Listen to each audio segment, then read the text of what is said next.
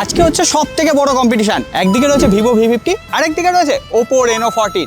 আজকে আমরা এই দুটো ফোনের মধ্যে ক্যামেরা টেস্ট করব। সো ভিভো V50 ফোনটায় 50 মেগাপিক্সেলের ডুয়েল রেয়ার ক্যামেরা রয়েছে, জাইসের কোলাবোরেশন রয়েছে, আর 50 মেগাপিক্সেলেরই সেলফি ক্যামেরা রয়েছে। আর ওপো Reno14 ফোনটায় 50 মেগাপিক্সেলের প্রাইমারি সেন্সর, 50 মেগাপিক্সেলের টেলিফটো সেন্সর আর 8 মেগাপিক্সেলের আলট্রা ওয়াইড অ্যাঙ্গেল লেন্স রয়েছে, আর এটাতেও 50 মেগাপিক্সেলের সেলফি ক্যামেরা রয়েছে। আমি প্রথমে তোমাদের সাথে ছবিগুলো শেয়ার করে দিচ্ছি, আগে তোমরা দেখি কমেন্ট করে জানাও কোনটা ওপোতে তোলা ছবি আর কোনটা ভিভোতে তোলা ছবি, আর কোন ছবিগুলো তোমাদের কাছে পারফেক্ট লাগছে। দুটোর ছবির ক্লিয়ারিটি বেটার ছিল, শার্পনেসও বেটার, এমনকি এক্সপোজার কন্ট্রোল, লাইটিং এফেক্ট সমস্তটা দুটো ফোনের ক্ষেত্রেই ঠিকঠাকভাবে মেনটেন করতে পারছিল। তবে ওপোর অ্যাডভান্টেজ হচ্ছে এখানে 3.5x টেলিফটো সেন্সর রয়েছে, যার ফলে ওপোর যে পোর্টেড ইমেজ সেটা বেশ কিছুটা দেখতে ভালো লাগছে। তার মানে এটা কখনোই নয় যে ভিভো পোর্টেড সেন্সারে পিছিয়ে থাকবে। এখানেও যে জাইসের সাথে বিভিন্ন ধরনের এফেক্ট ক্রিয়েট করে পোর্টেড মোডে ছবি তোলা যাচ্ছে না, সেইগুলো একদম সোশ্যাল মিডিয়া রেডি লাগছে, দেখতে সুন্দর লাগছে। তোমাদের কাছে কোনটা বেটার লাগছে অবশ্যই জানিও।